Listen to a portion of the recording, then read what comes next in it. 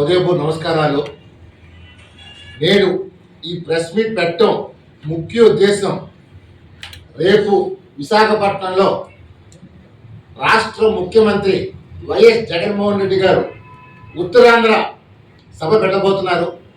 మరి ఈ ఉత్తరాంధ్రని గడిచిన 4 సంవత్సరాల 10 మాసాల నుంచి ఏం పీకేమని అడుగుతున్నాను జగన్మోహన్ రెడ్డి. రేపు ఇప్పుడు దాకా 3 రాజధానుల పేరుతో డ్రామాలు ఆడుతూ ఒక రాజధాని లేకుండా ఈ రాష్ట్రాన్ని సర్వనాశనం చేస్తే ఒక నైవంచుకుని మొదలు చేస్తున్నారు. నీ సోదరి షర్మిల, నిజంగా నువ్వు ఈ రాష్ట్రానికి అరాచకం అని చెప్పి ఒక అరాచక పాలన సృష్టిస్తామని చెప్పి స్వయాన నీ కుటుంబ సభ్యులని చెప్పారు. మేము ఒకటే ప్రశ్నిస్తున్నాం ఆంధ్రప్రదేశ్ ప్రజల్ని. ఈ సైకో తన సైకోయిజంతో ఈ రాష్ట్రాన్ని అభివృద్ధిని పూర్తిగా సర్వనాశనం చేశారు. ఉత్తరాంధ్ర అభివృద్ధి చేస్తారని చెప్పి ఏ కోసం అభివృద్ధి చేయకుండా ఉత్తరాంధ్ర సంపద మొత్తం దోచుకెళ్ళిపోయాడు.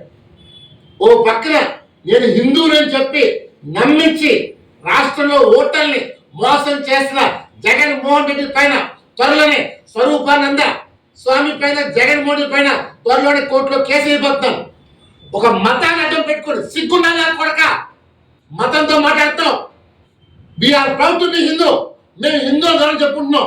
నీలాగా క్రైస్తవో హిందువో కానీ తాడక నువ్వు. మేము మతానికి ఇచ్చిపెట్టట్లేదు, ఎవరు మతాన్ని గౌరవించుకుంటారు, నువ్వు ఒప్పుకుంటారు. కానీ ఈ ముఖ్యమంత్రి గారు తన మతాన్ని కూడా చెప్పుకోవాలని ఒక దౌర్భాగ్యం ముఖ్యమంత్రి.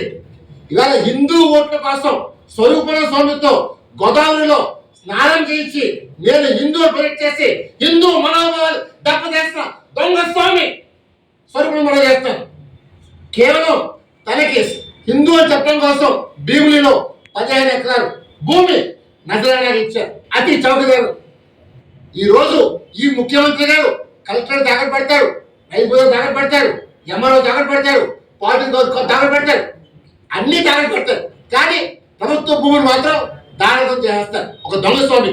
నిజంగా శారదా పీఠం అది పీఠాన్ని అడుగుతున్నారు, దానికి గుర్తింపు పొంది అడుగుతున్నారు. మన అయోధ్య రామ మందిర ప్రతిష్టకి ఎందుకు పెళ్లి అడుగుతారు.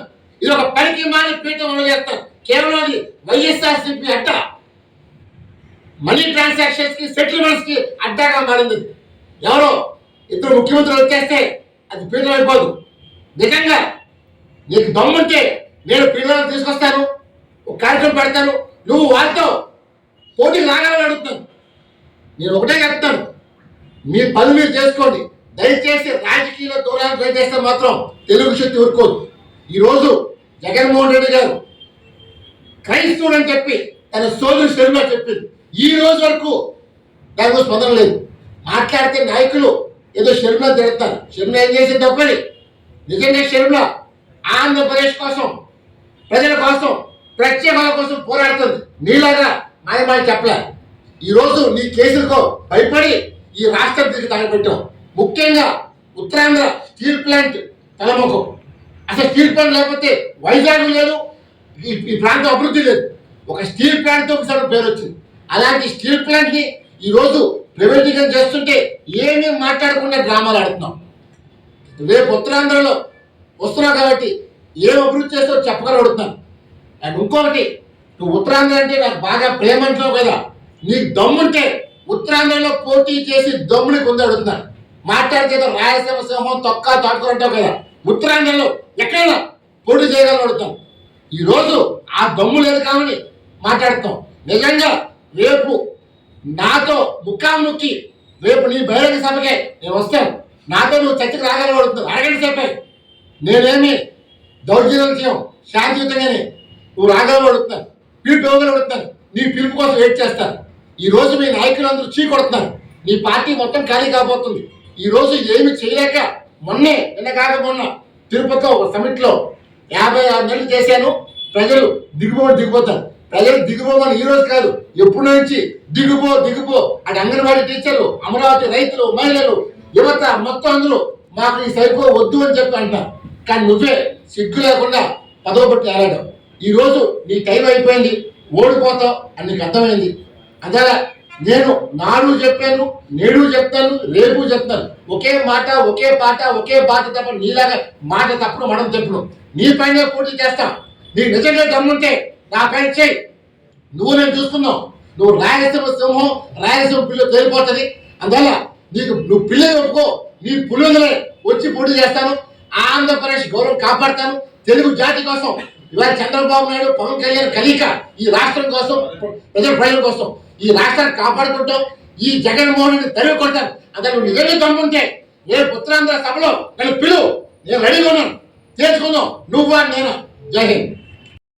ప్రాంత ప్రజలు ఎవరు 3 రాజధానులు కోరుకుంటలేదు, అమరావతి కోరుకుంటున్నారు. అది తార్జలమైంది. ఏ సభల్లో వెళ్ళా షిమ్లా గారు మాట్లాడినా, ఎక్కడ మాట్లాడినా ఏ రాజధాని కట్టలేదని చెప్పి మాట్లాడుతున్నారు. అందుకు నేను ఇటీవల పర్యటన చేశాను. సో ప్రజలందరూ ముక్త కంఠంతో ఆంధ్రప్రదేశ్ ఏకైక రాజధాని అమరావతి ఒప్పుకుంటారు. అదే అమరావతి ఆంధ్రప్రదేశ్ రాజధాని. జై అమరావతి, జై అమరావతి, జై అమరావతి, జై అమరావతి, జై అమరావతి.